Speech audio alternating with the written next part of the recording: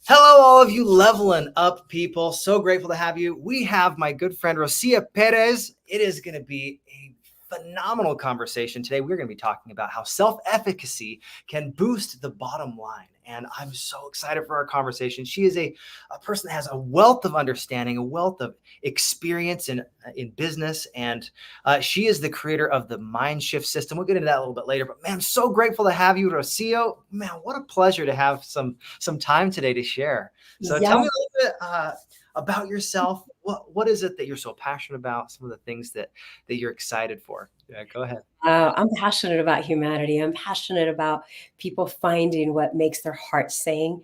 I am passionate about the belief that we can instill in ourselves to be happy, to be able to create our version of a happy, healthy, wealthy life and live the most authentic life that we can live. I think it's possible for all of us to be able to do that, and it's within us all. Wonderful. I'm so grateful to have you on today. Well, thank you for taking some time out of your day to share some knowledge and some experience, some wisdom with all of my audience. And I wanted to first start off, when you hear the word self-efficacy, what is the thing that pops into your head? I mean, this is something you've studied for years, but what does that mean to you? So, self efficacy is really enhancing the belief in ourselves that we have the ability to succeed and accomplish our goals no matter what. That's what it means. And in order for us to get there, it's a process. It's a process of self discovery, it's a process of even self care. These are the major components for me when it comes to self efficacy. Number one, and we'll go through them over, and that's the self care component of it. We must be able to take care of ourselves, and I'll define that in a moment. Self awareness, the self reflection, self discovery, self regulation, self forgiveness is something that we don't talk about. And also, which leads to the self healing in addition to the overall well being. What that looks like for me in my practice is that as individuals prioritize themselves, are you getting enough sleep? Are you getting the proper food, proper hydration? What is it that you're doing that's really feeding you, that it's allowing you to become present? See, they say that we have 98% of our life are blind spots, whether we know it or not. Can you imagine that? Like, we're going around thinking we know it when we don't know it, right? I know of a medical doctor, yet I don't know what they do specifically per every medical doctor. When we think about doctors, we have a general picture. So, understanding that, first and foremost, we must be able to take care of ourselves. That means, am I getting enough sunlight? Am I getting enough food? All of that, even sleep. And they say, there's studies right now that say that you lose roughly 10% of your IQ if you don't have that. Imagine that. You're operating, okay, I didn't sleep well last night. Here I am, 10% less.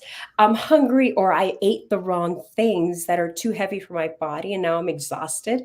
There goes 10% of my IQ. Maybe I didn't hydrate myself. There's another 10% of my IQ. What are we actually operating with? There's 7 items there under the self-care component. Imagine that. And then yes. I think that's amazing. So I Right? understand this right. You're like, if you don't take care of yourself, you're basically going to turn into a troll or into someone that does not function well. It makes me think of, when you deal with teenagers. I used to be a high school teacher. I taught theater and Mandarin Chinese, and you could tell when those kids did not get a good night's rest, or they were goofing off the night before, they hadn't eaten breakfast, because they were just so boring to talk to. It takes a while to pull that energy back out. And I think that's a great point. When you have great energy because of what you fueled your body with and the sleep, that's almost a different person that you're interacting with than someone that doesn't have that same level. So It is, and even our emotional intelligence isn't there. Can you imagine? I did this presentation in front of doctors, and this is what I asked them to do. I was like, okay, take a moment. Let's just get ourselves grounded. We went through a breathing grounding exercise. And I said, okay, take a breath. Ask them to evaluate. And we can do that right now. Like, take a breath. What does that look like? And I shared with them how many of you are breathing from your shoulders. I'm like, okay. So I have hands raising up. Right? How many of you are breathing from your chest? There's another set of people raising their hands. And like, how many of you are breathing from your belly? And Mm. that's your belly right here. Right. What does that look like? And when they discovered the vast majority were doing the shoulder breathing, the chest breathing, really the true breathing is from our tummy. And you have a little one. You know exactly when your little one is resting. And you can see them. Little belly going up and down. Up and it goes down. That is really the core of being grounded. We Mm. can really throw ourselves into survival mode just by breathing alone, Oh yeah. even by a thought, a memory, a sound. You We start, can throw ourselves into survival mode. yeah, you start getting nervous because of that. But as soon as you bring that down to diaphragmatic breathing, right? This is something I learned this in theater. Like if you don't have good breath control, you are shortening how far you can project. You're shortening your connection with people, and it makes it so it's harder to get that oxygen to your brain because there's not as much that you're using your capacity of your lungs for. So yeah, that's Right. great. That's exactly it. And when we figure that out, it's like, how do I get myself grounded? How do I get myself out of survival mode? Because I may be doing a presentation, I'm huffing and puffing inside of me. How do I get out of that? And especially when we're selling ourselves in presentations, in job interviews, in opportunities that really matter to us, sometimes we go into survival mode. I How know. do I pick myself out of survival mode? Or how do I even not get there? How do I ground myself every day? For instance, this morning, I literally listened to a specific meditation Mhm. that grounds me into my presence over and over again. And it was to the tune of 5 times to a 12-minute meditation. Why? Because it's important. Why? Because all of the things that I do revolve around that. I would have been running around like a chicken with my head cut off. I'm like, okay, I just came from the airport. That trip took me 3 hours to get, home. I have 5 minutes to take a shower, 4 minutes to get my makeup on, all of this. It's like life. It happens to all of us. Right? Life happens over and over again. So the other thing is about the self-awareness. Once we have that grounding, we go into self-awareness. What does that look like? Now I'm more aware of my intentions, even my thoughts. Thoughts create things, bottom line. Oh, yeah. Thoughts lead to beliefs, they lead to actions, they lead to outcomes, bottom line, right? I have a thought, I have an emotion, I have, whether an emotion or a feeling, a belief is discovered through that. And then all of a sudden, I'm taking those actions, and it's in those actions that creates my results. Imagine sometimes I've been in a board meeting and somebody goes like this, and I'm like, oh my gosh. They point the finger, and I'm like, I have gotten triggered in the past, and I knew that I was triggered and it would really upset me. And I didn't know why I was triggered. Okay. I just knew that this person upset me. Yes, I was able to control myself and manage my emotions. Yet the reality is that it had nothing to do with the person in front of me. It Mm. had everything to do that was the way that my mother communicated. You better behave, right? And Yeah. so subconsciously, my subconscious remembered that, got triggered, and now I get to have a conversation. Now in my awareness, because I've had the self-care, I can be more aware and discover and say, hey, guess what? Nothing's happening here. They simply had a gesture, a movement, a sound. Anything can trigger us. Mhm. And for me, it was like, okay, Lucia, nothing's happening. Mom's not here. You're not in trouble. Everything is okay. What is the end result that you're here for? Isn't that funny? Like, That is, we don't even consider that. you think about it, there are emotional triggers, there's physical triggers, all these different things that I always think about this as an object or a emotion is endowed with power, and we are the ones that ascribe that meaning or not. So sometimes you'll have a gesture that you'll see and you're like, oh, that brings me back to high school when my teacher used to be like, all right, everyone, if you're not paying attention, I'm gonna make you go pat like a dog and say, hey, are you listening up? Like, Scooby-Doo. and I mean, I did that as a teacher because I thought it was hilarious when students were being silly, and I don't take myself too seriously. I like to have fun, So when students are really not paying attention, I was like, all right, we're going to do the dog thing. They're like, no, Oh, just pay attention and it's fine. But every once in a while, you'll have those emotional triggers, whether it's for good or bad. Because sometimes you'll see something, and you're like, okay. oh my gosh, I remember that. Mhm. I am brought back, and it could be a physical object as well. Like sometimes when you're going through like memory books, you see that picture, and it's almost like your brain has the floodgates open, and you get these wells of emotion. Mhm. And I'm so grateful for our brain, the way that it works like that, because we get to relive our experiences and our memories. And sometimes, the older I get, the better I was. I get to think back about all those things that I did back in the past. I was like, man, that was an awesome experience. And then you relive it and you're like, man, that is even a better experience now. So I'm Then curious, Rocio, since we're talking about self-efficacy, if you could pinpoint the biggest challenge that most people have to be able to do self-care, to be able to start to have that self-confidence, what would you say that is? to me, what I've discovered is number one, we're not taking care of ourselves. Bottom line, we're not getting enough rest. Let's say we have children, for example, somebody who has children. I don't know if you can relate, but somebody who has children may be like, okay, little Johnny needs this, Mary needs that, Michael needs this, whatever that may be. And we self sacrifice Mm, to the degree that it hurts. And we numb ourselves to our humanity. mm, I'm sure you can relate because I remember being a mother. mm. Like there was times that I should have been in the emergency room and I wasn't because I didn't want to disrupt the system, right? Disrupt my son's routine. I didn't want to do that.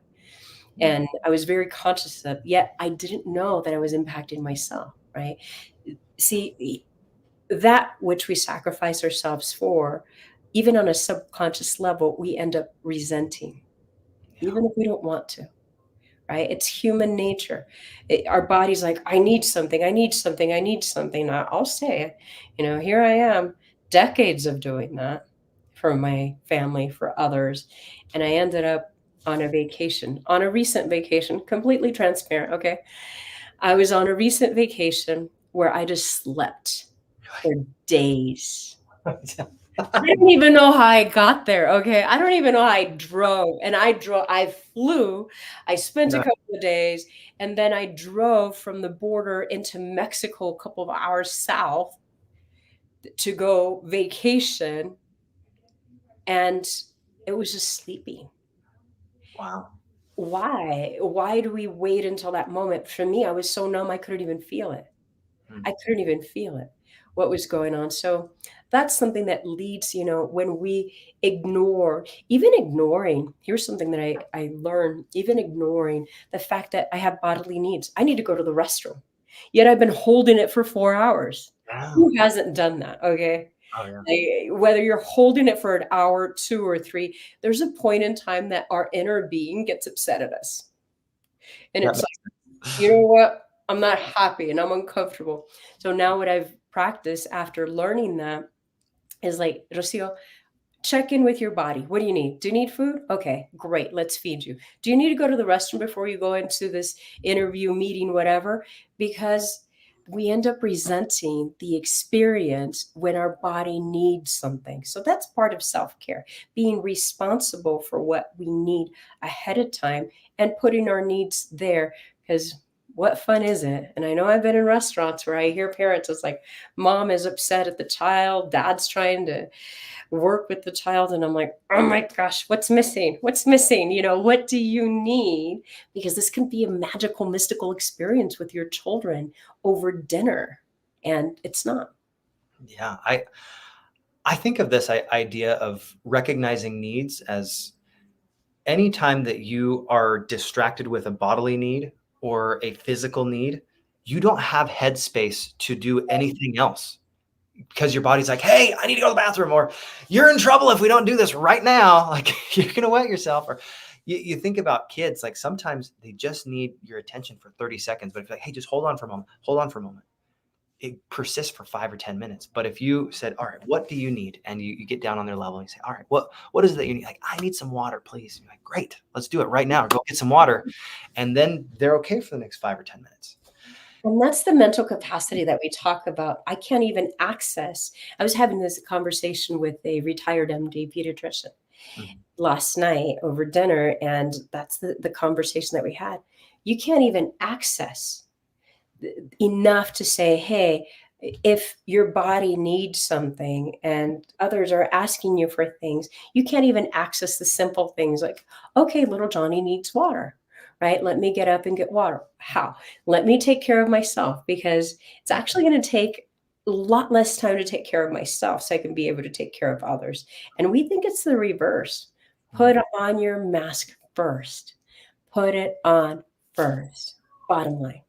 That's so good. And I think as adults, we often forget to do that. So thank you for the reminder. I've been teaching my kids this little distinction because sometimes it would get on my nerves when I say, hey, will you guys do this? I've told you this like 5-6 times. They're like, I know. I don't know why that is, but that was one of the triggering things for me. So I was like, let's rephrase this. How can I make this so it's not frustrating? I said, all right, now we're going to say thank you for the reminder anytime I share something that you already know. And it has made a huge difference the last couple months. Because when someone shares an insight with you, even if you know it already, you say, thank you for the reminder, they're edified, you're edified. And it's great. So anytime you hear new information, you're like, wow, thank you. But anything you've heard before that you're like, oh, that's something that I needed to hear today. Thank you for the reminder. And I think a lot of times with self-care, these are not new concepts, right? They're not things that people haven't heard. You need sleep, you need food. But thank you so much for the reminder, because as adults, sometimes we don't have people standing over us like our mothers did saying, hey, it's time for bed, honey. Let's turn off the Netflix. Nobody's saying it's 10 o'clock PE class. Let's go get some movement. The body needs it. We know it, right? Let's go out to recess. Let's go get some energy out, right? Nobody's telling us that. I don't know about you. I remember one day I was working and I had this amazing roommate. She loved to work. She worked an hour away from the airport. She worked a 12-hour shift. She was gone 14 hours. And she came home. I was still sitting in the same place. I'm like, honey, why are you home so early? And she responded, I just worked a 12-hour day. What are you talking about? I was still so engrossed in my work that I hadn't moved out of that. So imagine that. So here we go. We went into self-care to self-awareness. Now I know that there's something that I need, right? And then going into the self-reflection, analyzing things, am I uncovering, looking at some insights right there, and then exploring what's that self-discovery. What do I need in addition to that? I'm aware, okay, I'm tired. What do I need, right? Reflecting what's happening here. Where am I going? And then to be able to self-regulate. I think that's one of the things in my experience is that self-regulation cannot happen without those things. You can't go snap into self-regulation. It's a process to go through. It's a process of self-discovery, self-care, and then you self-regulate. Okay, yeah, mom's not in the boardroom. She's not threatening me. She's not going to discipline me. I'm not going in timeout. We're working on this business experience. And then the other thing too, as we uncover and discover that, we go into the self-forgiveness. What is showing up that I haven't forgiven? Why is this still showing up? When we look at self-forgiveness. And for me, that is huge, because whatever it is, just like we talked about, I'm hungry, I'm tired, I'm showing up with an energy. And that's not a very positive energy. Let me share that. Because it's like, that's where, we're showing up and we're like, another meeting, really? Another meeting? Or another this or another that. But really, sometimes it's like, okay, I just have to forgive, discover what it is that we must forgive. Because in unlocking that, it unlocks our potential. It actually gives us resources. See, what happens is that we go along in our life. Here's like, let's say that I don't know, they say that by the time we're 7 years old, all of our patterns are built for the rest of our life unless we change. Okay. So let's say I'm walking around, I'm 6 years old right here. Mom disciplines me or dad disciplines me. And I've had this happen a lot where parent disciplines the child and the child's now 46 years old and they're still getting triggered by something. They don't even know what's being triggered. Well, guess what? Emotionally, they stopped right there in that situation. And they can continue spinning their wheels talking about the situation over and over again. And it's not until they reach the forgiveness to reconcile through the lens of an adult.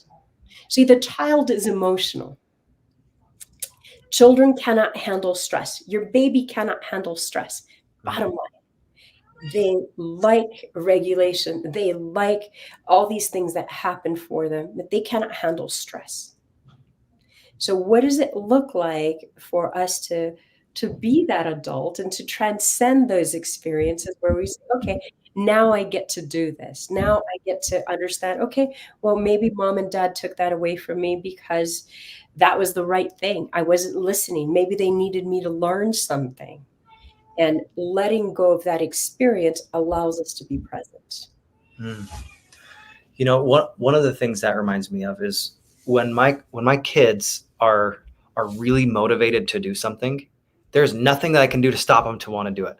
Like Mhm. last week I had the experience. It was a great experience where my daughter was just like, I'm done with training wheels. I want to learn how to ride a bike this week. And she was set in her ways and she's like, I'm going to figure this out and I need you to help me do it. And she was so motivated. I was like, I'm off the couch. I'm ready to do this. I'm holding the back of the seat, holding the front, whatever we need to do. And it took probably 8 hours of like actual time with her to go. And we took off the training wheels and got her confident. And it was so interesting because she went through all 4 levels of learning again with riding the bike, taking those training wheels off. Mm-hmm. And her motivation was just, I want to do this. Why not? There's nobody that forced her to do it, but sometimes we lose that fire, that confidence, because there was no thought that I couldn't do this. It was, I'm going to do this week. I'm going to figure this out. And she's like, I know I need your help. So come get off the couch, come get off your calls, and Right. hold my bike so that I can figure this out. And it was great. She was a little hard at the very beginning. She's like, I just want to figure it out. It's like, be patient. You'll figure this out. We'll get the balance. We do like those little micro adjustments, keeping your eyes in front of you, making sure you're not over adjusting so you don't flop over your bike. And man, I was just so proud of her because over the course of a few days, she was able to finally get it. And I think sometimes in business, we forget that we have to go through those 4 levels of learning: unconsciously incompetent, consciously incompetent, and then we get to that very consciously competent, like, oh, I can do this. And then you finally are like, oh, I can do this. I have the right intuition. I don't have to think about it. Every single time in business, there's any skill that you learn that's new, you go through those 4 levels. And that self-efficacy, I think, is the same thing. When you have a new idea that you need to develop, or you're like, I really want to figure out this self-care, where are you on those levels? Like, have you discovered or been aware of what it is that you need to work on? And you're like, all right, now who is it that I can talk to help me make sure that I'm actually figuring out where my boundaries are, where my Yeah. bedtime is, what type of food I need to make sure I hit. I've been tracking my macros recently for the last couple months. It's been very helpful to be like, oh, here's my border on the top end. Here's my border on the minimum.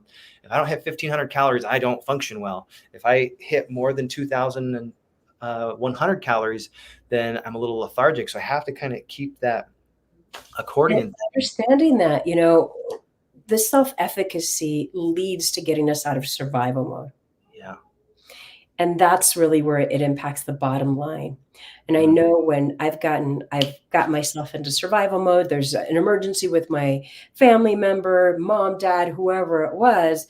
And all of a sudden I'm like, okay, I've got to run. I've got to do this. I've got to do that. And when I get out of that survival mode, I see things that I hadn't seen before. I'm like, wow, how come I didn't reach out to this person? This person was in front of me all along. They have been here for years. Yeah, I've been in survival mode for years. And that's where it impacts my bottom line, right? I can't make the best decisions. It's like being hungry. And I really hear that thing about food. I practice primarily a pescatarian vegan diet. Nice. For the most part. And I know when I eat too much. When I hit the 350 calorie, 320 calorie per meal, and I do eat a lot throughout the day. I'm like eating meal because you got to eat more food, more veggies into that. I get lethargic. As a matter of fact, I even get upset. It's Yeah. like, like when you're getting a cold and you're like fussy yourself, that's what Yeah. it feels like for me. So how can I function when I'm feeling like that? I can't. I'm very uncomfortable. And that's how, when we see all these things impacting our bottom line, it is not somebody did something to us in business. It's like I was not aware of what I was doing to me Mm. first and foremost in business to myself. Therefore, there's a repercussion in business. So imagine I'm showing up with 30% less intelligence into the situation. Who's impacting my bottom line? It's not somebody else. It's me. Like I take control. I have 10-year-olds right now that I coach who tell me I'm the captain of my ship.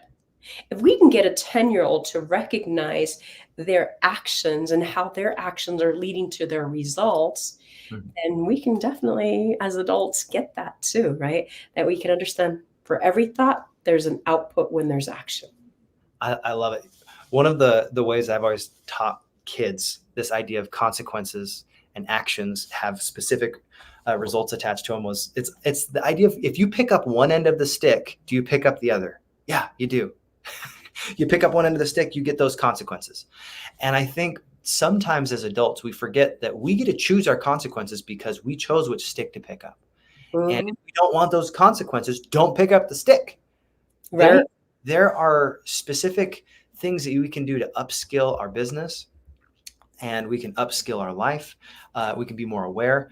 But if there's certain things that you know will create a downward spiral for you and your business, maybe overeating was one we talked about. It could be not getting enough sleep. Could be whatever it is in your self-care. Maybe you need time to recharge and read. For me, if I don't spend like 25 to 30 minutes a day learning, I feel depleted. I don't feel like I can contribute because it's almost like I have to fill up my cup before I'm going to have that overflowing for other people. If you're always pouring out of a cup that's getting more and more depleted, eventually you're like, is there anything left in the cup? No. And there's nothing left. And that's the part that I would love for people. That's my mission in life, to help reflect on people. Like, this is something that's impacting you. How do you get to take control of your life, even breathing? Sometimes I've had people like, okay, Rocio, like, how do I get the magic bullet? I'm like, okay, first of all, we're on a global webinar and you're giving me 90 seconds to give you the magic formula while you've been there for 40 years. Okay, it's going to take some self-reflection for you to understand what you've been doing, because it's humanly impossible. Even with a baby, it's humanly impossible to do with that child 24/7. Right? You've got to sleep, you've got to eat, you've got to shower, you've got to, do other things. You're not always 100% with that baby, to understand that the only ones that can do the work is ourselves. And that's exactly why we developed the MindShift system, was with that in mind, to help people reach self-efficacy, to Mhm. help people take actions, to help people reach gratitude. If we can't see, bottom line, if we cannot see what we're grateful for, we're in survival mode. That's Mm. it. That's great. We're running around. I tell my friends or people when they call me, like, Rocio, let me tell you what's good. I'm like, take a breath. Take a breath. Be present. Be present with me here now. You already know exactly what it is that's important for you to do. And as you calm yourself down, your nervous system down, now you can access the rest. Imagine this. When individuals are in survival mode, all of our organs aren't functioning properly. You're there long enough in survival mode, it's going to impact everything because our body's not 100% functioning. And I love the example that Dr. Joe Dispenza uses, and that's the gazelle.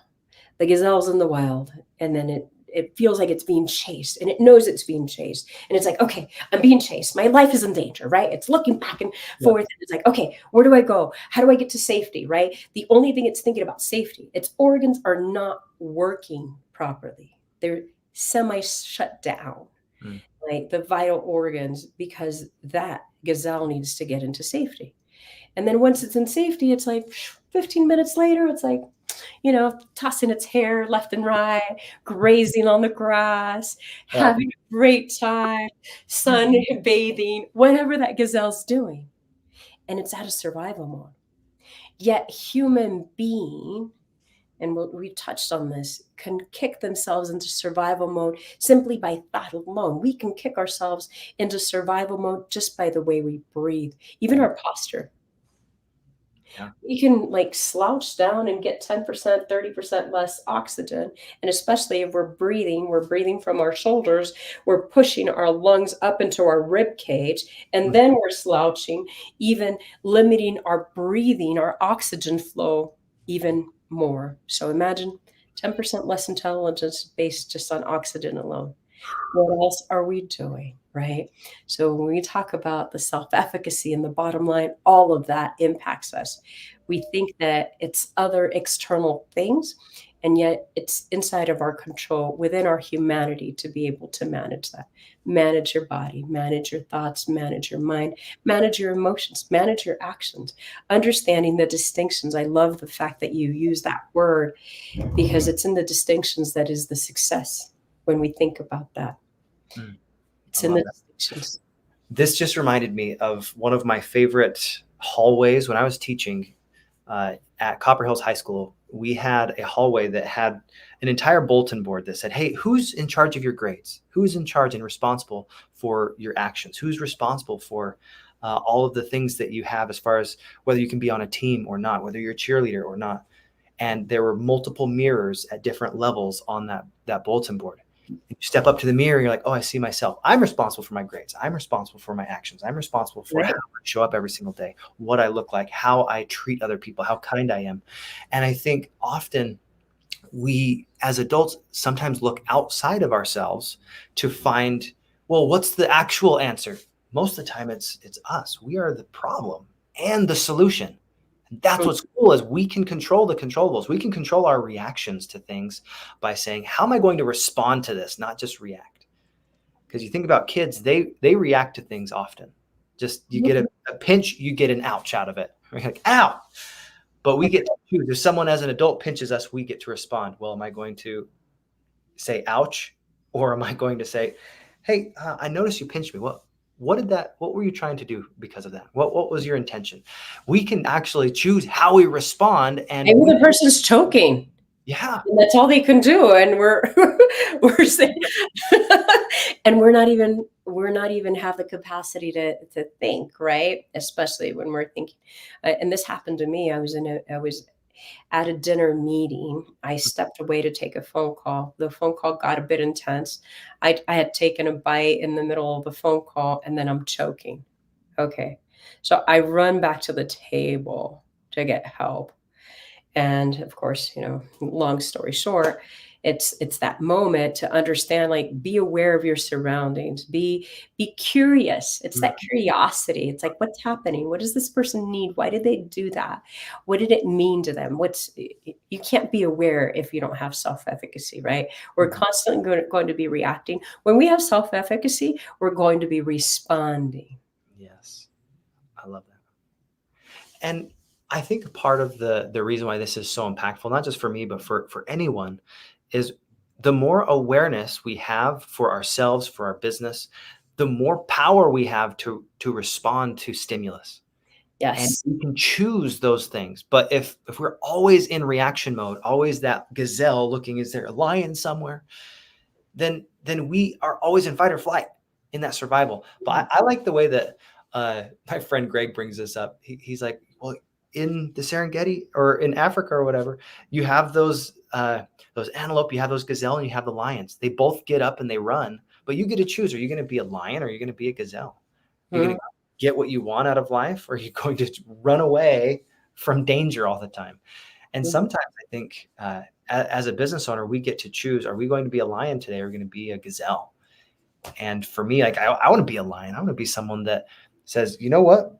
I have 100% responsibility for everything in my business. And if I didn't get enough sleep, that's on me. If I didn't fuel my body well, that's on me. And suddenly I'm not pointing fingers at other people. I'm pointing them at myself. What do I need to do to change? Because that would be the key to boost your bottom lines. If we change, we can start to make those shifts in others, and we give people permission to change their life.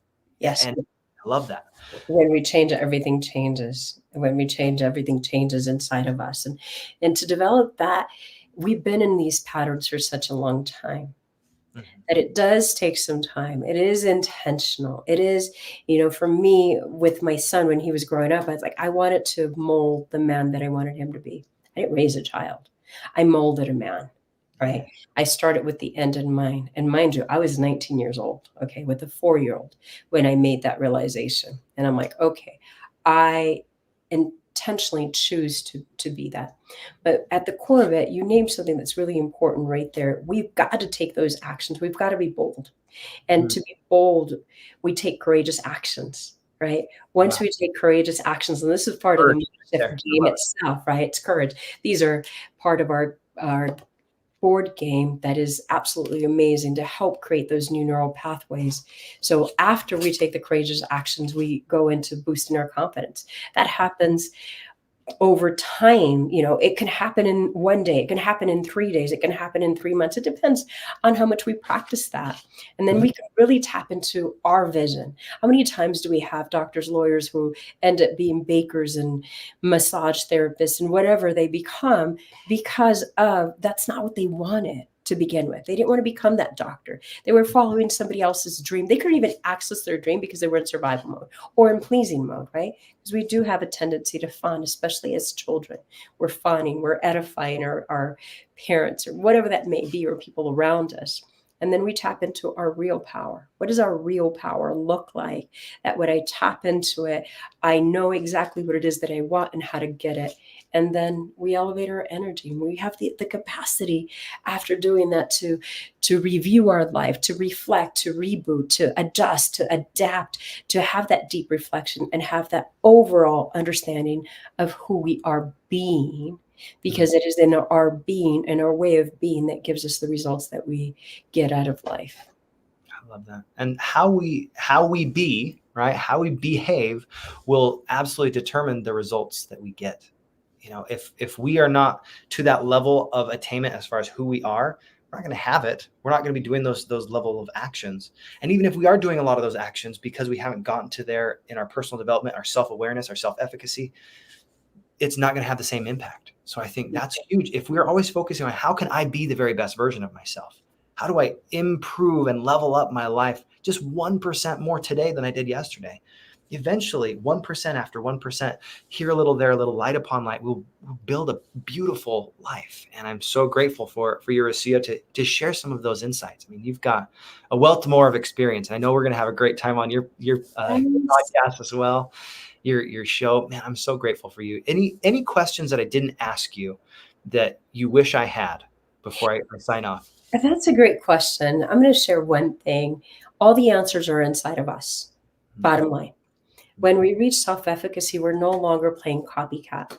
And just think about, like, I'm copying this person. I remember I was following, I'm not going to name them all, but I'm going to go ahead, this amazing business speaker and this amazing business guru and that. And it was just like building a fur coat. Let's just lack of a better example here. Imagine, okay, I have a spot here that's this shade and that shade and that shade and that shade. And by the time I end up, that's not what I wanted, right? It doesn't have the efficacy of what I wanted to begin with. When we reach self-efficacy, we're no longer seeking outside of us. And when we do go outside, because it's an important piece, a consultant, a piece of advice or whatever that is, we're able to decipher what that means. We're not taking it and saying, oh, okay, let me go ahead and implement it. It's like, okay, we'll question it. We'll look at it. We'll take the pieces that work for it. It's like going to the buffet of life, that we get to choose what it is based on where I'm going. I always hold the roadmap. I've had the roadmap to my life since I was 15 years old. And way before then, really, I was guiding the adults in my life to get what I wanted out of life. Okay. Because I needed to be an adult to have it, and I wasn't. So guess what? Guess what I get to do? I get to always have that roadmap. I have the roadmap, and it doesn't matter who comes into my life. I have the roadmap. I know where I'm going. I know what I'm doing. And the more connected I am to myself, the self-efficacy, the easier that life is for me. The thoughts, the ideas, the inspiration, the memories, the insights come to me. So everything is meant to be here. It's already here. We're perfect, whole, and complete. We're perfect. We're born in its perfection to the degree that we're supposed to be. I love that. Thank you so much, Rocio. Great way to kind of tie a bow on this whole thing. All the answers are inside of us. And as we are willing to do the work, to dig deep and figure out, what do I actually want? What is the determining factor for me to get to that next level? We'll be able to uncover those things, but it's not something that happens overnight. Typically, this is a lifetime of discovery. And one of the things I've found is, as I learn more from other people, I learn more about myself, and I start seeing things in myself, and opportunities start to create and become attracted because I'm doing the work consistently. And you can do the work too. And thank you so much for sharing about your game, about the MindShift System a little bit, about this idea of self-efficacy. I'm so grateful for this conversation. I'm a different person because of this conversation. So thank you so much. Thank you. Likewise. And it's something, last word, it's not something we can assign to somebody else. Bottom line. You said it perfectly. We've got to do it. Yeah. Got to look at that man in the mirror, right? Or woman. So true. So true. Well, thank you so much for being here. How do people find you online so that we can? You can find me on the website, themindshiftgame.com. We have a Mindshift Game University. Come meet us on Facebook, LinkedIn, Instagram, anywhere. Find us on social media, YouTube. You'll find us there. So Rocio Perez, the Mindshift Game, and the Mindshift System.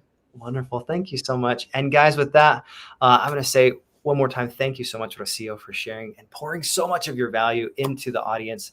And once again, guys, keep leveling up your life. If you love this, if you had some great insights, some great takeaways, we would love a review, but feel free to hit that like and subscribe button. We're live every single Thursday. I'm so grateful for you guys, for all of the things that you're doing. Keep leveling up your life. And remember, don't wait for tomorrow for your life to change. You can do it today. So God bless, guys. And I'm going to hit this little bookend and have a great day.